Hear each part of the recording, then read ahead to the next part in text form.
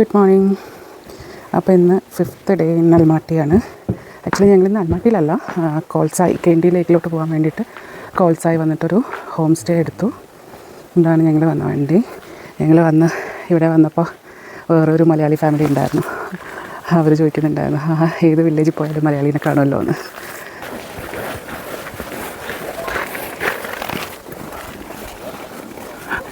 രാജസ്ഥാനിൽ നമ്മൾ ഒട്ടകത്തിനെ കാണുന്ന പോലെ ഇവിടെ കുതിരേനെ കാണുന്നത്. ഒത്തിരി കുതിരകളുണ്ട്. ഹായ്. ഇവിടെ എല്ലാവരും ഇങ്ങനെ വീഡിയോ ഒക്കെ നമ്മൾ എടുക്കുന്നത് കണ്ട് അവർ ഉടനെ ഹായ് പറയും, നമ്മളെ വിഷ് ചെയ്യും, നമ്മളെവിടെ നിന്നാണൊക്കെ ചോദിക്കും.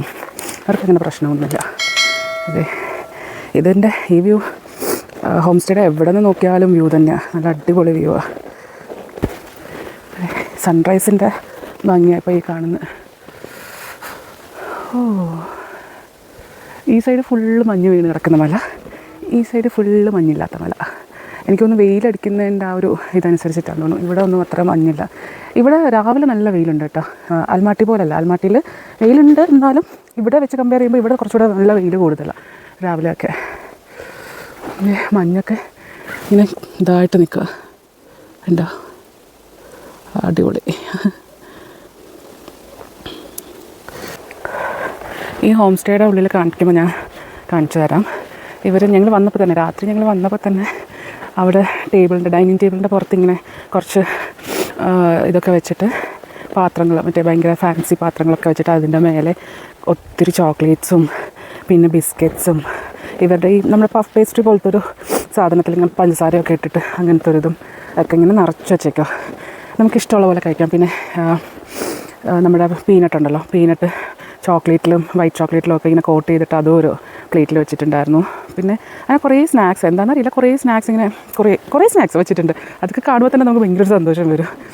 അത് കഴിഞ്ഞിട്ട് ഇന്ന് രാവിലെ ഞങ്ങൾ എണീറ്റ് നോക്കുമ്പോൾ അവിടെ പിന്നെ ക്രീപ്പ് ഉണ്ടല്ലോ, നമ്മൾ സാധാ മൈദ ദോശ എന്ന് പറയും, മൈദയും മുട്ടയും പഞ്ചസാരയൊക്കെ ഇട്ടിട്ട് അതും കുഞ്ഞി ദോശ, പിന്നെ എന്താണ് അതിൻ്റെ കൂടെ ചോക്ലേറ്റ് മിക്സ് ചെയ്തിട്ട് വേറൊരു കുഞ്ഞി ദോശ, അങ്ങനെ പല ഫ്ലേവറിൽ, ഒരു 3-4 ഫ്ലേവറിൽ കുറച്ച് ദോശ ഉണ്ടാക്കി വെച്ചിട്ടുണ്ട്. ദോശയല്ല, ആക്ച്വലി ക്രീപ്പ് എന്ന് പറയും.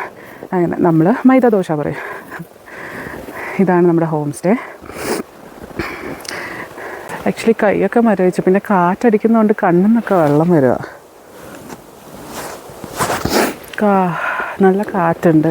അപ്പോൾ തണുപ്പും കൂടി ആകുമ്പോഴത്തേക്കും ചെറിയ വെള്ളം, കണ്ണിൽ നിന്ന് ഇങ്ങനെ വെള്ളം വരും. അതെ അരുവി, അതിൻ്റെ അതേ കാണാൻ പറ്റുന്നുണ്ട്.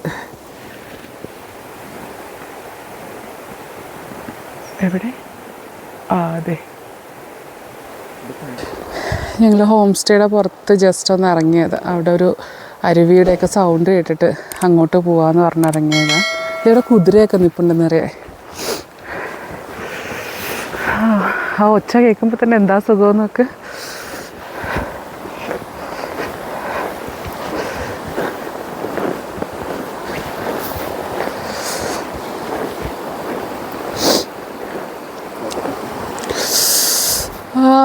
മൗണ്ടൻസൊക്കെ എന്താ ഭംഗി, അടിപൊളി.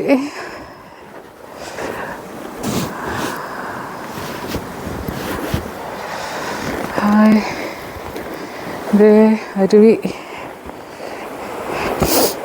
എനിക്കൊന്നും ഇതങ്ങനെ ഫ്രോസൺ ആവില്ലായിരിക്കും അല്ലേ?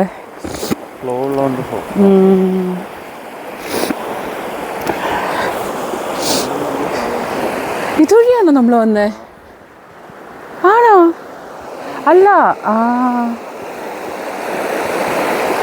രാത്രി ആയതുകൊണ്ടേ മനസ്സിലാവാത്ത.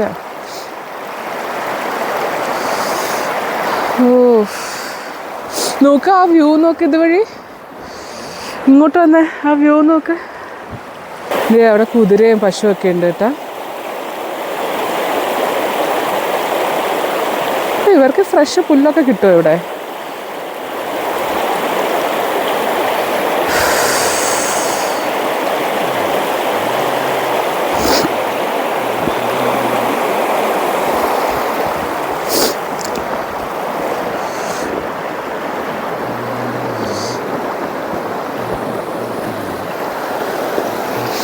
ശരിക്കും ഈ മലകളിലൊന്നും അങ്ങനെ മഞ്ഞ് അങ്ങനെ തങ്ങി നിൽക്കുന്നില്ല എന്ന് തോന്നുന്നു. എനിക്ക് ഡയറക്റ്റ് വെയിലൊക്കെ അടിക്കുന്നതിൻ്റെ ആ ഒരു ഇതാന്ന് തോന്നും, മഞ്ഞൊക്കെ ഉരുകി പോകുന്നുണ്ട്. പക്ഷേ ഇപ്പുറത്തെ സൈഡിലുള്ള മലയിൽ ഫുള്ള് മഞ്ഞ് കോട്ടഡ.